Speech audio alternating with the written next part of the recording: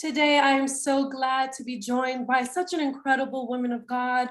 I always like to say that because to me, that is the biggest amazing thing about her. But she's also an actress, a filmmaker, a New York Times bestselling author, and the CCO of Lightworkers Media. And it's the one and only Miss Roma Downey. Thank you so much for taking time to Oh, chat with Jeannie, me. thank you for taking time to chat with me. It's lovely to see you again. I always love to talk with you because I know that every time we do talk, you're doing something that is impacting this world in a positive way. And I am grateful. I told you this offline, but I mean it. I'm grateful for people like you in this world, really. Oh, well, thank you. I feel, I've felt a call on my life for many years, and I just continue to try to create and generate content that is hopeful, that is uplifting, that's inspiring in some way. And so I'm very excited to share with you that I'm about to release my brand new book. It's called Yes. Unexpected Blessings. And you've got your copy, and I pray that it's a blessing in your life and a blessing in the lives of all the readers out there that hopefully will pick it up. Yeah, so it's Unexpected Blessings, 90 inspirations to nourish your soul and open your heart. And I love that, even just that subtitle, because we have a lot of things that nourish us, whether it's by entertaining us, or you can go out there and get whatever meal you want to get and things like that. Especially as Americans, we're very fortunate. We have things that we can satisfy our appetites in the flesh, if you will. But you're making content that is to nourish the soul and to open the heart, which is deeper than that. Can you kind of talk about that, like go venturing into that deeper place? Yes, absolutely. A few years ago, I wrote a book called Box of Butterflies. And really, it was kind of a spiritual memoir, if you will, where I invited the reader to take a journey with me through my life. And the thread that connected it all together of my journey was God and the presence of God, and how grateful I am that each step of the way that, God has met me there, has walked with me as I have walked with him. And when the idea came to me, it really came to me during lockdown, because it's been a very challenging few years, I think, for everybody, for all of us, right? With COVID and one thing and another. And I decided that if Box of Butterflies was the tree, then this new book, Answered Prayers, was like a branch of really doing that deeper dive, of understanding that that while life may not be unfolding the way we imagined, that there are still blessings everywhere. And there's a discipline involved to kind of train your mind and train your heart to see them. There's a beautiful poem by American poet Mary Oliver. And in that poem, she says, "Someone once gave me a box of darkness, but it's taken me till now to realize that this too was a gift." And so I found my experience, Jeannie, of particularly the first year of COVID, where there was so much anxiety and so much uncertainty and so much we didn't know about it. And for those of us that were fortunate enough not to get sick, I know that some people got very sick, and it was, it was awful for many, many people. People lost their lives. We were fortunate that didn't happen in our family. But instead, the time that we had to slow down, it forced a sort of a re-looking at our lives, and finding new priorities, and I guess real value, and spending time with family and so on. And so it really set me on this journey to explore the unexpected blessings, and to see that, like the Mary Oliver poem, even things that come in that are challenging, or, that seem like obstacles, that if you really have an open heart and, and are willing to spend a little bit of time each day with God, you'll start to see that the blessings are everywhere. I love that. And you know, I love that you particularly said it's on us, you know, to have that open heart and to really embrace. You know, you said while writing your book before this, you realized the presence of God was always with you. And I, you know, I find that sometimes people hear that and they're just like, I don't know what that is, or you know, how I can find that. So yeah, Yeah. I would love to Yeah. hear. Well, just, it's the presence of God usually brings with it a sense of peace in your life. Um, I know that for me, one of my favorite scriptures is just to be still and know, to be still and know that He is God. But the emphasis here is on the stillness, and it's just taking that, taking that time. I mean, I'm very disciplined to take time each day to go to the gym. And in the same way, you were talking in the introduction about the sort of physical nourishing, maybe of what we eat, what we put in our bodies, and the physical discipline of taking care of our bodies, of trying to stay healthy and trying to stay fit. But just as equally, the importance of taking care of our spirits, taking care of our souls. And for me, that usually looks like just taking time for reflection in the morning. It sets me up for, it strengthens me for the day. And so I wrote this book, Jeannie, really as a devotional, and invite the audience to take this 90-day journey, just to deepen their own walks a little bit, and just an invitation to spend some time in the presence of God. I love it. And as I was looking through it, I saw you kind of had some sections, you sectioned it off, you used words like strength and courage and love, stillness, gratitude, and home. And I was just so it's very like it makes you want to pick it up and really read like what about strength do I really need? What about courage? So is there any if you'd like to maybe share about the actual topics that you chose and why you thought those were like key things that we should press into?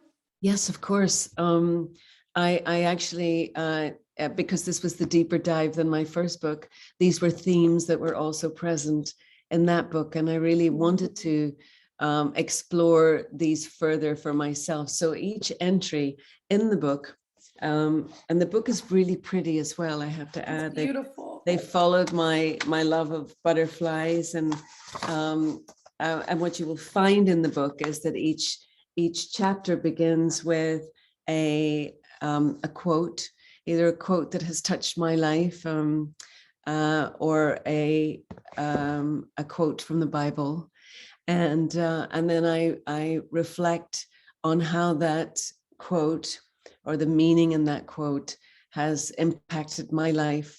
I tell a few personal anecdotes, and then I end each entry with a prayer that we can pray along together. And yes, I mean, I think that the themes pretty much cover the wide gamut of all of our experiences. But, once I really started exploring and looking for blessings, it seemed that they just began to multiply. And I think that, I'm hoping that's one of the takeaways for readers of the book, that, it's easy for us to complain about what we don't have. But the minute we switch our focus to being grateful for what we do have, for really seeing the glass is half full, and not see that it's half empty, it can just make all the difference in your life. I know that,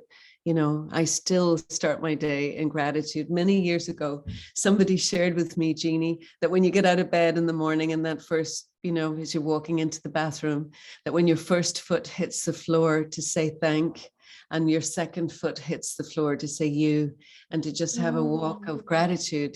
as you get up in the morning. And I do it every morning. I just find that it's like a good reset to the day. Because intention is everything, isn't it? When we can set the intention and look for the blessings. And like that Mary Oliver quote, where you think that something really bad, like COVID, came in, and yes, it was confusing and upsetting and frightening. And as I say, for many people, it was dangerous. But for those of us that made it through, there was opportunity to slow down, to spend quality time with family, to really enjoy, a little bit more time in the day that wasn't so scheduled. I live in Los Angeles, so there's a lot of driving out here for meetings. And of course, that all stopped. Zoom became a word in my vocabulary I'd never heard before COVID. And yet here we are, where we are able to conduct business and get so much done. But the absence of driving everywhere gave me a little bit of extra time in my day. And that was a blessing. There was just time to read, or to, as I say, to spend quality time with my kids, with my husband, with my dogs. But I like to write in the morning. So this was kind of born out of that experience. And it's just, if you look for the good, the chances are you'll find the good. Yes, and we need that. We need those reminders. We need to continually just kind of recondition ourselves to look for that good. And I love that the illustration of when you step out of your bed, your first foot is think, and that second foot is you. I think that's so good, because that's something that we can actually take and walk into our days, just knowing, oh, I gotta remember to do this. I gotta be in gratitude. In secular Hollywood, if you will, there's there can be stigmas against doing inspirational anything at times, or it's just probably going to lead you down a place where you're not going to be accepted. But Roma, I don't know if it was unexpected or not, but you and your husband have embraced your faith, you have promoted your faith, and you have been successful with just sharing the message of faith through media in Hollywood in multiple facets. Was that an unexpected blessing for you? Oh gosh, yes. It's all been an unexpected blessing, honestly, right back from the beginning when I got my big breakthrough role playing the angel Monica on TV in Touched by an Angel. And, I guess, we have stepped out boldly. Someone a few years ago called us the noisiest Christians in Hollywood. And certainly we have been noisy, it's true. But, it's such an opportunity to be able to share our love of God and to evangelize a little bit through our work, at the same time to make sure the work is still quality work and entertaining work. And, at the end of last year, I had the opportunity to produce a movie that I filmed in Atlanta, Georgia. It's based on a true story.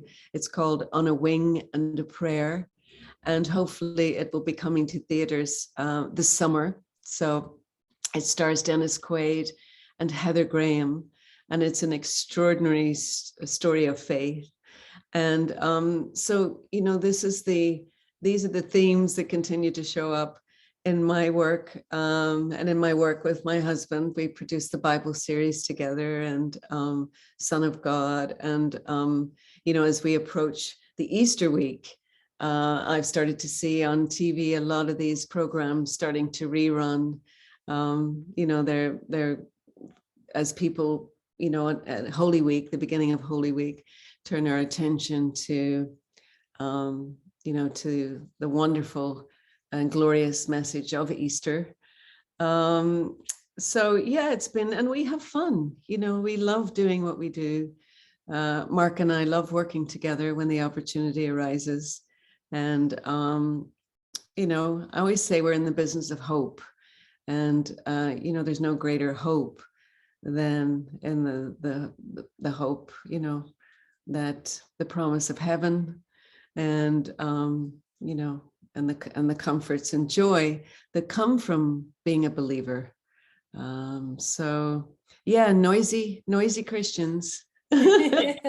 Hey, you know what? You're leading the charge, though. It's funny. Dennis Quaid is now in so many faith-based films, and Yes. there's so many other. Denzel Washington has been extremely outspoken about his faith, and as we've seen with just I don't want to name drop, but there's tons of celebrities now that are. I feel like Yes. there's just an openness now that wasn't quite there when you guys first started and I stepped think out as that's bold. good. I think when we first started, there's certainly, and there's still opposition. Listen, there's always, not everybody's going to love what you do, and not everybody's going to, respond to that positively. But, just to have courage and to keep moving forward with strength. And, in my experience, we're a big community of people, and the content may not be for everybody. We're not trying to force it down anybody's throat. We're just creating it and lovingly inviting people to participate. So, and I have found over the years, the longer I've been in this space, in this faith space, like 30 years, I've been creating this kind of content.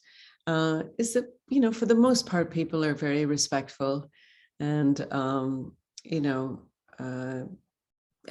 kind, In my experience, there are good people everywhere doing good things. And, if anything, we just need to make more noise for the good guys out there, And you remind continue. us, you Yeah. continue to remind us because we're inundated with all the other stuff. So light Yes. workers, when it comes up on my feed, it's always a reminder that, there's something great happening out there. And thank God for people like you and writing content like this. I thank you so much. Is there anything else that you want to share with us, No, Roma? I just think that as a reminder, with Easter fast approaching and Mother's Day just around the corner, that unexpected blessings, because it's so pretty. There's a beautiful spring cover, and this butterfly theme weaves its way through the pages. That it'll make a beautiful gift for somebody that you care about. And I should mention that I also had the opportunity to record the book myself. So, because I know more and more people, would rather listen to a book maybe than sit and read the book. So just wanted to let your listeners be aware that the audio version is also available. So, pick one up for your mom or for somebody that you care about. And, I just pray it's a blessing in everyone's life.